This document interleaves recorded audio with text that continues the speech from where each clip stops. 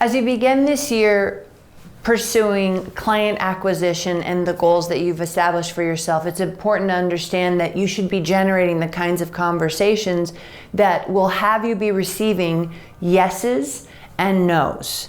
I know that we all prefer a yes over a no, but the reality is you'll be receiving both.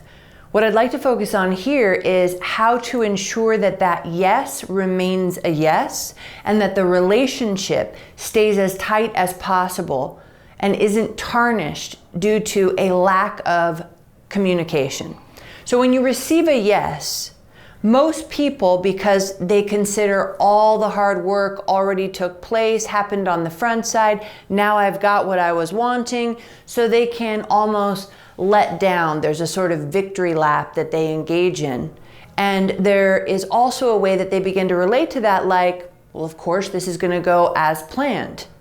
This strategy will work for you certainly if everything goes as planned, but more importantly, statistically speaking, not everything goes as planned. From a communication competence standpoint, you should be able to ensure that your yeses not only remain a yes, but that you also expedite the time frame between a yes and the many things that can sometimes defer a yes.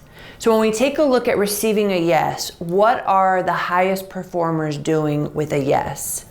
The first step is when a prospect says yes, you want to ensure that you certainly acknowledge the yes, but that you're also immediately going into who is going to do what by when, as you see right here. So who is going to do what by when? For example, Mr. Smith, we're thrilled that we're going to move forward.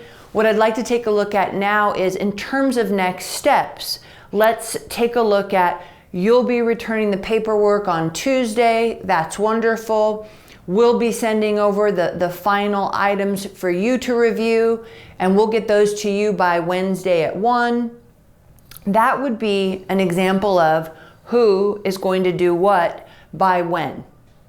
That is a powerful plan A. Again, in reality, plan A doesn't always pan out.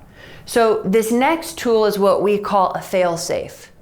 This fail-safe is what you will use to ensure that if plan A doesn't go as planned, that you don't feel awkward coming back in and imposing more control over that particular sale. So for example, if Mr. Smith doesn't return the paperwork on time, you will proactively address that in the conversation.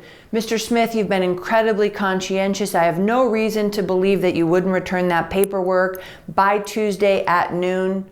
That being said, sometimes things do come up. In the event that something comes up, if we haven't received your paperwork by 3 o'clock on Tuesday, I'm going to have my team reach out to your team by no later than 3 o'clock on Tuesday and ensure that we support you in getting those documents over. That would be an example of a very, very clear and powerful fail-safe so that you can ensure that as you put all of this effort into client acquisition in 2020, that we're not missing the minor details that have a yes remain a yes, and so that you don't feel awkward circling back with the kind of follow-up that any professional should feel comfortable circling back with.